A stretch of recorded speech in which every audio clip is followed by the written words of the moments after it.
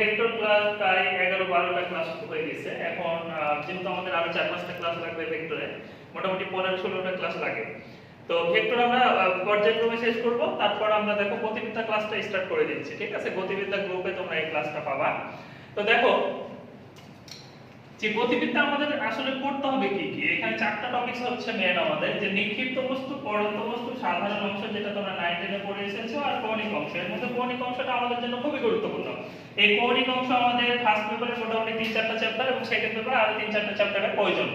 তো এখন দেখো যে আমরা প্রথমে আলোচনা করব নিক্ষিপ্ত বস্তু নিয়ে, তারপর পড়ন্ত বস্তু, ধারাবাহিকভাবে আলোচনাগুলো চলবে। তো এই নিক্ষিপ্ত বস্তু পড়তে গিয়ে আমাদের প্রথমে দরকার হচ্ছে প্রাস বা প্রক্ষেপক। তো মনে করো তুমি একটা ঢিল ছুড়লা বা একটা ফুটবলকে কিক করা হলো, ফুটবলটা কি হয় কিছু দূরত্ব গিয়ে পড়ে। তো মনে করো যে এই ও বিন্দু থেকে একটা ফুটবলকে শট করা হলো, এটা এইভাবে গিয়ে এইখানে ভূমিতে পড়ছে। তো আমরা ধরে নিচ্ছি যে এটা আদি বেগটা হচ্ছে ইউ বা ভি নট, আমরা ইউ দ্বারা প্রকাশ করব বা ভি নট দ্বারা প্রকাশ করব, এবং এখানে যে কোণে তাকে শর্ট করা হয়েছিল সেটা হচ্ছে আলফা। তাহলে এই প্রাস বা প্রক্ষেপক হচ্ছে তির্যকভাবে নিক্ষিপ্ত বস্তু, তির্যকভাবে নিক্ষিপ্ত বস্তু, নিক্ষিপ্ত বস্তু। তাহলে মনে করে একটা ফুটবলকে শর্ট করা হলো, তাহলে এই ফুটবলকে আমরা বলবো কি প্রাস বা প্রক্ষেপক। আবার মনে করে একটা ঢিল ছোড়া হলো, তাহলে এই ঢিলকে আমরা বলবো কি প্রাস বা প্রক্ষেপক। এবার দেখো প্রক্ষেপণ গতি, একটা ফুটবলকে শর্ট করা হলো, এই ফুটবলের কিন্তু একটা গতি থাকবে, সেই গতিকে বলা হচ্ছে কি প্রক্ষেপণ গতি। তাহলে এই প্রক্ষেপণ গতি বলবো আমরা কি, যে প্রাসের গতিকে প্রক্ষেপণ গতি বলে, প্রাসের গতিকে প্রক্ষেপণ গতি বলে, প্রক্ষেপণ গতি বলে। তাহলে এই দুইটা জিনিস তোমরা মাথায় রাখবা, যে প্রাস বা প্রক্ষেপক হচ্ছে একটা বস্তু যাকে তির্যকভাবে নিক্ষেপ করা হয়, আর যে বস্তুকে তির্যকভাবে নিক্ষেপ করা হয় তার বেগকে বলা হচ্ছে বা গতিকে বলা হচ্ছে প্রক্ষেপণ গতি। এখন মনে করো যে কোন একটা বস্তু বা ফুটবলকে ইউ বেগে নিক্ষেপ করা হলো আলফা কোণে। তাহলে এই যে আদি বেগ, আমি যদি বলি যে দিক বরাবর নিক্ষেপ করা হয়েছে সেদিক বরাবর আদি বেগ কত, তাহলে আমরা সবাই বলবো ইউ। যদি বলি যে x অক্ষ বরাবর আদি বেগ কত, তাহলে u কে দুইটা অংশে ভাগ করো, যেদিকে আলফা আছে সেদিকে কত হবে u cos আলফা, আর লম্ব দিক বরাবর কি হবে u sin আলফা, এটা আমরা জানি। তাহলে যদি বলা হয় যে যে দিক বরাবর নিক্ষেপ করা হয়েছে সেদিক বরাবর আদি বেগ কত u, যদি x অক্ষ বরাবর আদি বেগ বলি তাহলে কত হবে u cos আলফা, যদি y অক্ষ বরাবর আদি বেগ বলি তাহলে হবে u sin আলফা। এটা কেন প্রয়োজন একটু খেয়াল করে দেখো, যে মনে করি যে আমরা ফুটবলটা আমরা ধরে নিচ্ছি যে t সময় পর এই বিন্দুতে আছে। তাহলে দেখো যে এই ফুটবলটি x অক্ষ বরাবর কিছু দূরত্ব গিয়েছে, আবার y অক্ষ বরাবর কিছু উপর দিকে আছে। তো এখানে এই যে u cos আলফা x অক্ষ বরাবর যে বেগ, এই বেগটা কি করে বস্তু বা ফুটবলকে x অক্ষের দিকে নিয়ে যায়, আর u sin আলফাটা কি করে তাকে উপর দিকে নিয়ে যায়। তাহলে এখানে বেগ কিন্তু দুটো অংশে ভাগ হয়ে যায়, u cos আলফা তাকে x অক্ষের দিকে নিয়ে যায় আর u sin আলফা তাকে y অক্ষের দিকে নিয়ে যায়। এখন আমরা দেখব যে এই ইকুয়েশনগুলো কেমন হবে। যে আমরা ধরে নিচ্ছি কোন একটা বস্তুকে ইউ বেগে তির্যকভাবে বা আলফা কোণে নিক্ষেপ করা হলো, সেটা এই ও বিন্দু থেকে নিক্ষেপ করা হয়েছিল, মনে করে এই বিন্দু থেকে পড়ছে। আমরা ধরে নিচ্ছি যে t সময় পর বস্তুটি a বিন্দুতে তার অবস্থান ছিল। তাহলে এই গতিপথের একটা পয়েন্ট আমরা চিন্তা করছি, সেটা হচ্ছে a বিন্দু। তাহলে দেখো যে এই x অক্ষ বরাবর বস্তুটি কিছু দূরত্ব গিয়েছে, যাকে আমরা বলছি x, আবার y অক্ষ বরাবর কিছু উপরে আছে, এটাকে বলছি আমরা y। তো এবার এই x অক্ষ বরাবর এবং y অক্ষ বরাবর অতিক্রান্ত দূরত্বের ইকুয়েশনগুলো আমরা চিন্তা করব। এখন দেখো যে অতিক্রান্ত দূরত্বের মূল ইকুয়েশন আমরা জানি h ut plus half gt square, এটা ছিল মূল ইকুয়েশন। এখন খেয়াল করে দেখো, তোমরা অনেকে বলতে পারো মাইনাস হাফ gt স্কয়ার এই সেই, তাহলে আমরা ধরে নিলাম যে প্লাস মাইনাস কখন হবে এটা পরের বিষয়, আমরা মূল সূত্রটা ধরলাম। ওকে, তাহলে যদি আমরা এই t সময়ে x অক্ষ বরাবর অতিক্রান্ত দূরত্ব বের করতে চাই, তাহলে h এর পরিমাণ অতিক্রান্ত দূরত্বের ইকুয়েশন h এর জায়গায় আমরা দিলাম x, u হচ্ছে আদি বেগ, তাহলে আমরা কোন অক্ষ বরাবর বলছি x অক্ষ বরাবর, x অক্ষ বরাবর। তো এখানে তোমাকে খেয়াল করতে হবে, আমরা যখন x অক্ষ বরাবর নেব প্রত্যেকটা জিনিস হবে x অক্ষ বরাবর। তো x অক্ষ h এর মান অতিক্রান্ত দূরত্ব x অক্ষ বরাবর কত আমরা ধরেছি x, তাহলে h এর পরিবর্তে x বসালাম। u হচ্ছে আদি বেগ, তাহলে x অক্ষ বরাবর আদি বেগ কত, দেখো যেদিকে নিক্ষেপ করা হয়েছিল সেদিকে আদি বেগ কিন্তু u, x অক্ষ বরাবর আদি বেগ কিন্তু u cos কত আলফা, তাহলে u এর পরিবর্তে কত হবে u cos আলফা। t সময়, তাহলে সময় t ছিল t বসলো, এবার খেয়াল করো যে কোন বস্তুকে যদি আমরা উপর দিকে নিক্ষেপ করি তাহলে g এর মান কিন্তু হয় মাইনাস, কোন বস্তু যদি নিচের দিকে পড়তে থাকে তাহলে g এর মান হয় প্লাস। কিন্তু x অক্ষ বরাবর উপর নিচ যদি না হয় x অক্ষ বরাবর g এর মান কত? 0। তাহলে আমি যখন সিঁড়ি দিয়ে উপরে উঠবো তখন g এর মান কি? মাইনাস, যখন নিচে নামবো তখন প্লাস। কিন্তু আমি যখন সমতল রাস্তায় হাঁটবো তখন g এর কোনো প্রভাব থাকে না। তাহলে আমরা বলবো x অক্ষ বরাবর g এর মান হচ্ছে কত? 0। তাহলে এই যে দেখো হাফ g t স্কয়ার, এখানে যদি এই g এর মান 0 বসাই তাহলে কত হবে? 0। তাহলে অলরেডি পেয়ে গেছি, দেখো x ইকুয়াল টু আমরা পেয়েছি u cos আলফা t। তাহলে x অক্ষ বরাবর অতিক্রান্ত দূরত্ব x equal to u cos alpha t। তাহলে এখান থেকে যদি t এর মানটা আমরা বের করে রাখি তাহলে কত হবে? x বাই u cos আলফা। ওকে, এবার দেখো y অক্ষ বরাবর অতিক্রান্ত দূরত্ব আমরা বের করতে চাচ্ছি। y অক্ষ বরাবর অতিক্রান্ত দূরত্ব, তাহলে এই h এর পরিবর্তে আমরা দিলাম y। u y অক্ষ বরাবর দেখো আদিবেগ কত? নিশ্চয় u sin আলফা, তাহলে u sin আলফা দিলাম, t আছে t বসালাম। এবার খেয়াল করে দেখো যে y অক্ষ বরাবর উপর দিকে g এর মান কি? মাইনাস, তাহলে এখানে কত হবে? Minus half gt square. তাহলে আমরা y অক্ষ বরাবর অতিক্রান্ত দূরত্ব পেলাম y equal to u sin alpha t minus half gt square. এখন খেয়াল করো যে এই t এর মানটা যদি আমরা এই সমীকরণে বসাই তাহলে y ইকুয়াল টু আমরা লিখতে পারি u sin আলফা t এর পরিবর্তে আমরা লিখব x by u cos alpha minus half g t square. t square তাহলে এটা স্কয়ার করে দেব আমরা, তাহলে x square by u square cos square alpha. এবার খেয়াল করো যে এখান থেকে আমরা u কেটে দিতে পারি, sin alpha by cos alpha হচ্ছে কত? tan আলফা, তাহলে tan আলফা x মাইনাস এখানে দেখো যে হাফ, উপরে হচ্ছে gx স্কয়ার বা আমরা লিখতে পারি যে gx স্কয়ার, নিচে হচ্ছে 2 u square cos square alpha, এটা মাইনাস। এবার দেখো যে x অক্ষ বরাবর অতিক্রান্ত দূরত্বের ইকুয়েশন আমরা পেলাম এটা যে u cos alpha t, y অক্ষ বরাবর অতিক্রান্ত দূরত্বের ইকুয়েশন আমরা পেলাম এটা যে y u sin alpha t half gt square. এখান থেকে আরো একটা ইকুয়েশন পেয়েছি আমরা ডাইভার্ট করে যে tan alpha x gx square 2 u square cos square alpha. তো এই তিনটা ইকুয়েশন আমাদের এখন মাথায় রাখতে হবে। তাহলে দেখো যে এই যে দূরত্ব x এর মান আমরা পেয়েছি এটা যে x অক্ষ বরাবর অতিক্রান্ত দূরত্ব, এই দূরত্বটুকু বের করলে আমরা এই ইকুয়েশনটা লিখব। আবার y অক্ষ বরাবর অতিক্রান্ত দূরত্ব, এই দূরত্বটুকু বের করার আমরা দুইটা ইকুয়েশন পেয়েছি, এটা একটা যখন কি থাকবে t দেওয়া থাকবে, আরেকটা হচ্ছে এটা যখন t দেওয়া থাকবে না কিন্তু কি দেওয়া থাকবে? x দেওয়া থাকবে। তাহলে এই তিনটা ইকুয়েশন আমাদের এখন মাথায় রাখতে হবে। আমরা এই তিনটা ইকুয়েশনের ম্যাথগুলো এখন আমরা সলভ করব। আমরা তিনটা ইকুয়েশন পেয়েছিলাম যে x অক্ষ বরাবর অতিক্রান্ত দূরত্বের ইকুয়েশন ছিল x v u cos alpha t, y অক্ষ বরাবর কত উপর দিয়ে যাচ্ছে এটা দূরত্বের ইকুয়েশনটা পেয়েছিলাম u sin alpha t half gt square. আরেকটা ইকুয়েশন পেয়েছিলাম এই y অক্ষ বরাবর অতিক্রান্ত দূরত্বের, সেটা হচ্ছে tan alpha x gx square 2 u square cos square alpha. তো এখন দেখো আমরা এই ইকুয়েশনগুলো আমাদের কিভাবে কাজে লাগে। তো একটু খেয়াল করে দেখো যে এখানে আছে গোল পোস্ট, ঠিক আছে? তো এই গোল পোস্টের কিছু দূরত্ব সামনে থেকে কোন একজন ফুটবলার এই 30 ডিগ্রি কোণে 30 মিটার পার সেকেন্ড থেকে কোন একটা ফুটবলকে শট করলো। তো এখানে প্রশ্ন বলা হচ্ছে যে 1 সেকেন্ড পরে এই বলটি কি হয়? গোল হয়। তাহলে 1 সেকেন্ড পরে গোল হয় মানে কি? গোল পোস্ট অতিক্রম করে। তাহলে 1 সেকেন্ড পর কি করেছে? গোল পোস্ট অতিক্রম করেছে। আর প্রশ্ন হচ্ছে যে নিক্ষেপণ বিন্দু হতে গোল পোস্টের দূরত্ব কত? তাহলে দেখো বলটা শট করা হয়েছে কোন বিন্দু থেকে? এই বিন্দু থেকে। আর গোল হয়েছে কি? গোল পোস্ট কোথায়? এখানে। তো প্রশ্নে বলেছে যে নিক্ষেপণ বিন্দু হতে গোল পোস্টের দূরত্ব, তাহলে আমরা এই দূরত্বটুকু বললেই তো পারি, তাই না? তাহলে এই দূরত্বটুকু কোন অক্ষ বরাবর দূরত্ব বলো দেখি? x। তাহলে আমাদের কিন্তু অ্যাকচুয়ালি x এর মান বের করতে বলছে। তো x এর মান বের করার ইকুয়েশন কি? x আমরা জানি u cos আলফা t। তাহলে দেখো কত বেগ? u এর মান কত? 30। তাহলে 30 cos আলফা, তাহলে cos কত ডিগ্রি কোণে? 30 ডিগ্রি কোণে, 30 ইনটু t। এই t টা হচ্ছে কি? যে সময়ে গোল পোস্ট অতিক্রম করেছে সেই দূরত্বটা তো আমরা বের করছি, তাই না? তাহলে এই t এর মান দেখো প্রশ্ন দেওয়া আছে 1 সেকেন্ড, তাহলে 1।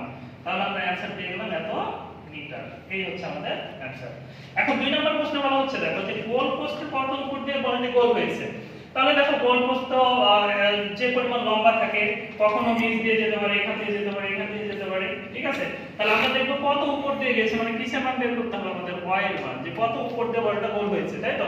তাহলে y এর মান আমরা দুইটা ইকুয়েশন জানি, একটা যখন দেখো x এর মান দেওয়া থাকবে তখন, আর আরেকটা দেখো যে যখন t দেওয়া থাকে। তো এখানে বলেছে যে 1 সেকেন্ড পরে গোল হয়েছে, তাহলে এই t এর মান 1 বসাই কিন্তু আমরা ম্যাথটা সহজে সলভ করতে পারি। তাহলে y এর মান আমরা কত নিব, u sin alpha t minus half gt square। তাহলে দেখো u এর মান কত, u এর মান হচ্ছে 30, sin alpha মান কত 30, t এর মান কত 1 minus half, g এর মান হচ্ছে 9.8 into t square কত 1 square। তাহলে কিন্তু আমরা পেয়ে যাব যে কত উচ্চতা দিয়ে বলটি গোল হয়েছিল। তাহলে আমরা পেয়ে গেলাম যে গোল পোস্টের দূরত্ব কত, আবার কত উপর দিয়ে বলটি গোল হয়েছিল সেই মানটা আমরা পেয়েছি। তাহলে এই দুইটা প্রশ্ন তোমাদেরকে খুব মনোযোগ সহকারে কমপ্লিট করতে হবে। এবার আমরা চলে যাই আরেকটা উদাহরণে। গোল পোস্ট আছে, তো এই গোল পোস্টের উচ্চতা দেওয়া আছে 2.5 মিটার, এটা হচ্ছে গোল পোস্টের উচ্চতা।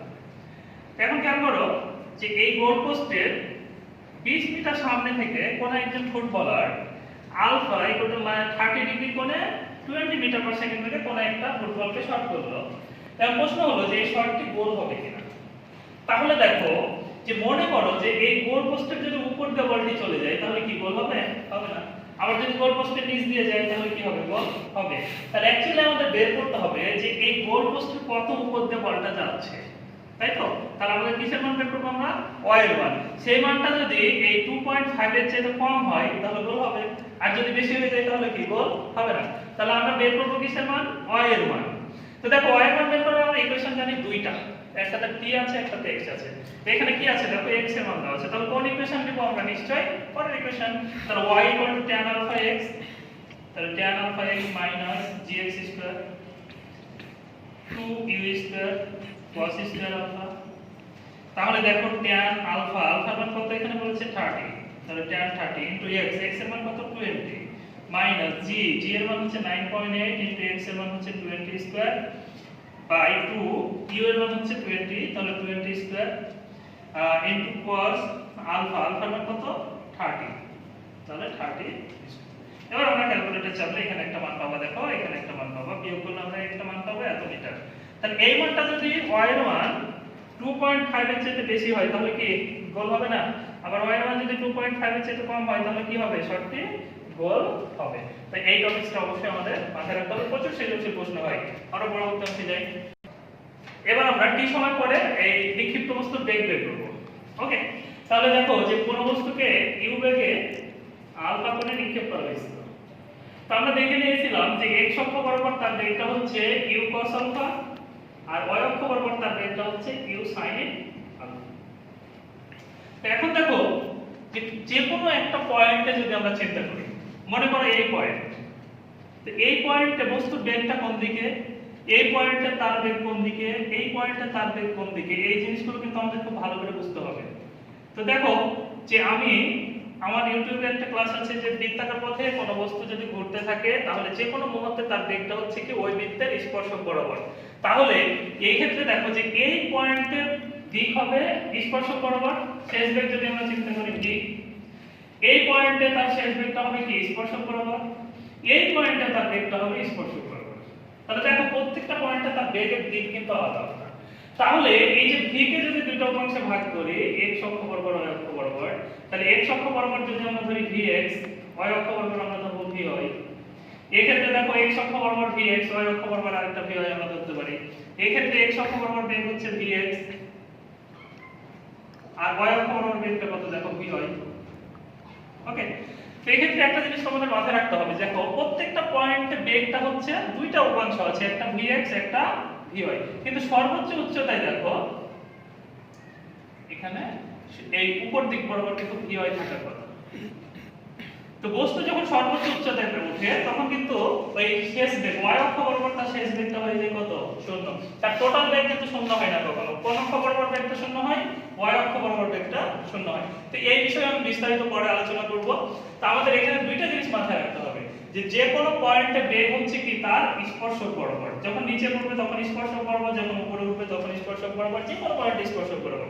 তাহলে বেগের দুইটা অংশ আছে, একটা vx আর একটা vy। তো এই ক্ষেত্রে একটা জিনিস মাথায় রাখো যে vx এবং vy এর মধ্যবর্তী কোণ কত, 90 ডিগ্রি, কারণ একটা x অক্ষ একটা y অক্ষ। তো একটু খেয়াল করো, তাহলে লব্ধি বেগ হচ্ছে v, v হচ্ছে লব্ধি বেগ, vx হচ্ছে x অক্ষ বরাবর, আর vy হচ্ছে y অক্ষ বরাবর। এইটুকু আমরা কনফার্ম করলাম। এখন দেখো বেগের মূল ইকুয়েশন কত, তাহলে বেগের মূল ইকুয়েশন হচ্ছে বেগ v হচ্ছে u gt, এটা আমরা জানি মূল সূত্র। তাহলে x অক্ষ বরাবর বেগ যদি বের করতে চাই তাহলে v এর পরিবর্তে আমরা দেব vx, যেহেতু x অক্ষ বরাবর বেগ রয়েছে। তাহলে এই u এর পরিবর্তে কি হবে, x অক্ষ বরাবর আদি বেগ, তাহলে x অক্ষ বরাবর আদি বেগ কত, u cos আলফা। আমি বলেছিলাম x অক্ষ বরাবর g এর মান 0, তাহলে কত বসাবো, 0। তাহলে দেখো অ্যাকচুয়ালি আমরা vx এর মান পেয়ে গেছি, vx কত, u cos আলফা। ওকে, এবার দেখো যদি vy বের করি তাহলে এখানে v এর পরিবর্তে কি হবে, y অক্ষ বরাবর বেগ vy, u আছে আদি বেগ, তাহলে y অক্ষ বরাবর আদি বেগ কত, u sin alpha, u sin alpha. y অক্ষ বরাবর g এর মান কি, উপর দিকে g এর মান মাইনাস, তাহলে হবে মাইনাস gt। তাহলে দেখো x অক্ষ বরাবর বেগ আমরা পেলাম vx u cos alpha, y অক্ষ বরাবর বেগ u sin alpha minus gt। কিন্তু আমি যদি বলি লব্ধি বেগ v কত, তাহলে v হবে লব্ধি বেগ, তাহলে লব্ধির ইকুয়েশন কত ছিল, p square plus q square plus 2pq cos alpha vector আমরা পেয়েছি। তাহলে এখানে লব্ধি বেগ v হবে vx square plus vy square plus 2vx vy cos alpha, আলফার মান কত, 90 ডিগ্রি। তাহলে cos 90 মান কত, 0। তাহলে এটুকু লেখার দরকার আছে আমাদের, দরকার নাই। তাহলে আমরা কি পেয়ে গেলাম, যে লব্ধি বেগ এই v √vx² প্লাস vy²। তাহলে এবার যদি আমাদের প্রশ্ন করা হয় যে এই পয়েন্টে এই ফুটবলের বেগ কত, তখন আমরা নিব √vx² প্লাস vy²। তাহলে vx এর মান কি করে বের হবে, u sin cos আলফা, আর vy হবে u sin alpha minus gt। এবার আমরা এই সম্পর্কিত একটা প্রশ্ন করব, খেয়াল করি। দেখো এই প্রশ্নটা আমাদের খুবই গুরুত্বপূর্ণ প্রশ্ন। এই প্রশ্নটা রাজশাহী বোর্ডে পরপর 3 বছর এসেছিল গ নাম্বারের জন্য। প্রথম বছর এসেছিল 1 সেকেন্ড পর ফুটবলের বেগের মান কত, তারপরে এসেছিল 2 সেকেন্ড পর ফুটবলের বেগের মান কত, তারপরে এসেছিল 0.5 সেকেন্ড পর ফুটবলের বেগের মান কত। তা আমাদের খুবই যেহেতু গুরুত্বপূর্ণ প্রশ্ন, মনোযোগ সহকারে আমাদের দেখতে হবে। তো দেখো প্রশ্নে বলা হচ্ছে যে এই নিক্ষেপণ বিন্দু থেকে কোন একটা ফুটবলকে এই 30 ডিগ্রি কোণে 30 মিটার পার সেকেন্ড বেগে কিক করা হলো, এই 1 সেকেন্ড পরে ফুটবলের বেগের মান কত। তাহলে খেয়াল করতে পারি আমরা যে 1 সেকেন্ড পরে মনে করো ফুটবলটা এই পয়েন্টে আছে। আমি নতুন করে একটা চিত্র অঙ্কন করি তোমাদের জন্য। তো খেয়াল করো, মনে করো ফুটবলটা এই পয়েন্টে আছে। তো এই পয়েন্টে তার বেগের দিক হবে কোন দিকে, স্পর্শক বরাবর এই দিক বরাবর। তারপরে এই দিক বরাবর কি থাকবে, vx থাকবে, আর লম্ব উপর দিকে কি থাকবে, vy থাকবে। ওকে, আবার যদি মনে করি যে 1 সেকেন্ড পরে এই জায়গায় আছে, তাহলে কি করবে দেখো, যে এই পয়েন্টে স্পর্শক বরাবর এই দিক বরাবর হবে v, তাহলে এই দিক বরাবর হবে vx, আর নিচ দিক বরাবর হবে কি, vy। তাহলে এটুকু আমরা ক্লিয়ার যে এই vy যখন উপরের দিকে তখন vy এর মানটা কিন্তু অবশ্যই পজিটিভ হবে, আর বস্তু যখন নিচের দিকে পড়বে তখন vy এর মানটা কিন্তু আর পজিটিভ হবে না, কি থাকবে, নেগেটিভ থাকবে। আর x অক্ষ বরাবর দেখো vx টা কিন্তু ওয়াল টাইম কোন দিকে, x অক্ষ বরাবর। এটা কিন্তু হঠাৎ করে বিপরীত দিকে হবে না, এমন তো না যে তুমি ফুটবলকে এদিকে কিক করলে আর ফুটবলটা এইদিকে হলো, তুমি ফুটবলকে এদিকে কিক করলে এদিকে না গিয়ে এদিকে আসছে, এটা তো ঘটবে না, তাই না। তাহলে বিষয়টা হচ্ছে যে vx অল টাইম কি x অক্ষ বরাবর, আর vy টা হচ্ছে কখনো y অক্ষ বরাবর, আর কখনো নিচের দিকে পড়লে কি বলি আমরা, y ড্যাশ অক্ষ বরাবর। মানে উপরে হলে পজিটিভ আর নিচে হলে নেগেটিভ। তাহলে আমরা চলে আসি যে মূল যে 1 সেকেন্ড পরে ফুটবলের বেগের মান মানে v বের করতে হবে। তাহলে v বের করতে আমাদের দরকার কি, যে v কিন্তু আমরা জানি √vx² প্লাস vy², এটা আমাদের প্রয়োজন। তো এখন দেখো vx কিন্তু আমরা একটু আগে পেয়েছি, vx কত, u cos alpha, u cos alpha. তাহলে u এর মান কত এখানে 30, cos আলফা মান কত 30। তাহলে কিন্তু আমরা এখানে একটা মান পেয়ে গেলাম যে এত মিটার পার সেকেন্ড। আবার vy কত দেখো, যে vy এর ইকুয়েশন কিন্তু আমরা পেয়েছি u sin আলফা মাইনাস কত ছিল gt। অনেক স্টুডেন্ট এখানে আবার বলে হাফ gt স্কয়ার, তো বেগের ইকুয়েশনে তো হাফ gt স্কয়ার থাকে না, কার ইকুয়েশনে থাকে, দূরত্বের ইকুয়েশনে থাকে। ওকে, আমি একটু বড়টা দেখাচ্ছি। তাহলে এখানে দেখো u এর মান আমরা বসাই 30, sin 30 মাইনাস জি এর মান 9.8 ইনটু টি এর মান হচ্ছে 1। তো এখানে তোমরা দেখো খেয়াল করো, আমি একটু আগে বললাম যে এটা প্লাস হতে পারে মাইনাস হতে পারে। তো এই মানটুকু যদি বড় হয় আর এটুকু ছোট হয় তাহলে এখানে পজিটিভ পাবো। এই মানের চেয়ে যদি এই মাইনাস মানটা বড় হয়ে যায় তাহলে এখানে পাবো কি নেগেটিভ। তাহলে এই নেগেটিভ মান নিয়ে আমাদের কিন্তু টেনশনের কিছু নাই। তাহলে পজিটিভ হলে কি বস্তু উপর দিকে ওঠে, আর নেগেটিভ হলে কি বস্তু নিচের দিকে পড়ছে। ওকে, তাহলে দেখো vx পেয়েছি vy পেয়েছি, এখানে মান বসালে আমরা কি পেয়ে যাব, এই লব্ধি বেগ পেয়ে গেলাম v এত মিটার পার সেকেন্ড। তাহলে এই প্রশ্নটা কিন্তু আমাদের খুব মনোযোগ সহকারে সলভ করতে হবে। ওকে, তো দেখো মোটামুটি আমরা প্রথম ক্লাসে এই অংশটুকু আমি ক্লাস নিতে চেয়েছিলাম। তো যেহেতু আমরা এই গতিবিদ্যা শুরু করেছি, এখন গতিবিদ্যা চ্যাপ্টারটা কিন্তু অনেক বড়, ঠিক আছে। এই চ্যাপ্টার পড়তে মোটামুটি আমাদের 20টা ক্লাস থাকবে। তো এই চ্যাপ্টার শেষ হলে কিন্তু ফিজিক্সটা আমাদের একদম ইজিলি হয়ে যাবে। আর গতিবিদ্যায় যাদের প্রবলেম থাকবে ফিজিক্স ফার্স্ট পেপারে তারা কখনোই প্রবলেম সলভ করতে পারবে না। এই জন্য এই চ্যাপ্টারটা অনেক মনোযোগ দিয়ে সহকারে পড়তে হবে, অনেক গুরুত্বপূর্ণ টপিকস আছে, ঠিক আছে। আর তোমরা 9 10 যে গতিবিদ্যা পড়ে এসেছো ওটা পড়ে কোনো লাভ নাই, বিন্দু মাত্র কাজে লাগবে না। তাহলে এখন আমাদের কি করতে হবে, সবকিছু নতুন করে শিখতে হবে। আজকে প্রথম ক্লাসে অন্তত এটুকু বুঝে গেছে যে 9 10 এর গতিবিদ্যায় কোনো লাভ নাই। ওকে, তাহলে এই অংশটুকু অবশ্যই ভালো করে কমপ্লিট করবা। আমরা পরবর্তী ক্লাসে আমরা পরবর্তী অংশ আলোচনা করব।